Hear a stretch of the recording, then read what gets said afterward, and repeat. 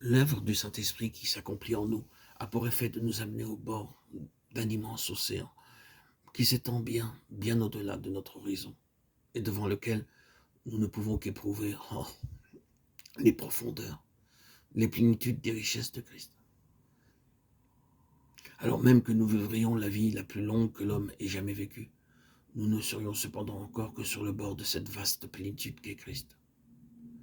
Or, cela même se présente à nous comme un appel, avant que nous nous engagions plus en avant. Ce ne sont pas simplement des mots, ce n'est pas une simple rhétorique, c'est la vérité. Demandons donc à notre propre cœur si c'est bien là notre expérience véritable. Est-ce bien la vie que nous connaissons?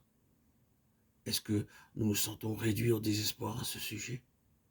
C'est-à-dire, est-ce que nous entrevoyons assez de tout ce que signifie Christ pour nous sentir comme battus, pour voir que, en nous-mêmes, nous sommes en dehors de cela, que nous ne pourrons jamais y arriver? Cela nous dépasse. C'est en dehors de nous.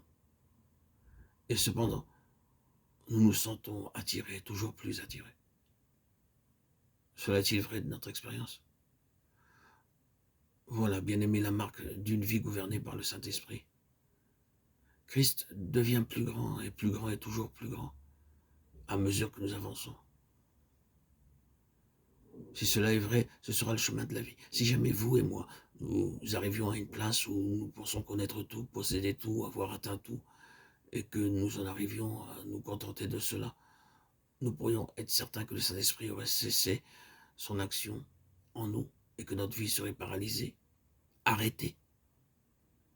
Prenons comme exemple celui d'un homme qui, me semble-t-il, nous a été donné parmi tant d'autres dans le but de nous faire connaître les voies de Dieu, l'apôtre Paul.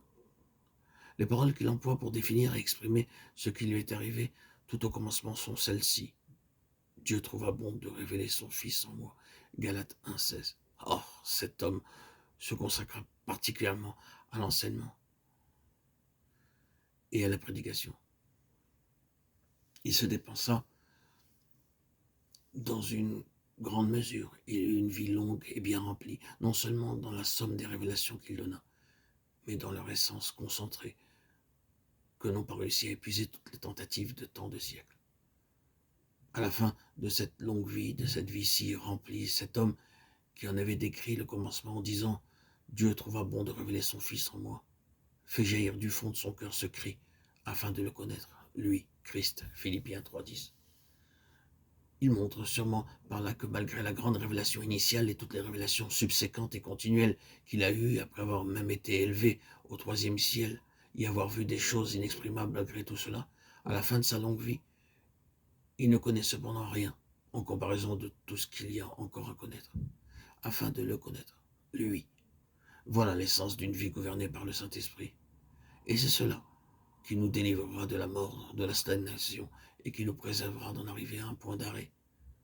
L'œuvre de l'Esprit dans l'école de Christ consiste à nous présenter Christ et à maintenir Christ en vue de sa grandeur dans sa plénitude. C'est ainsi que dès le commencement, Dieu révèle Christ, le présente, l'atteste, et dit en fait, c'est lui que je vais te conformer à son image.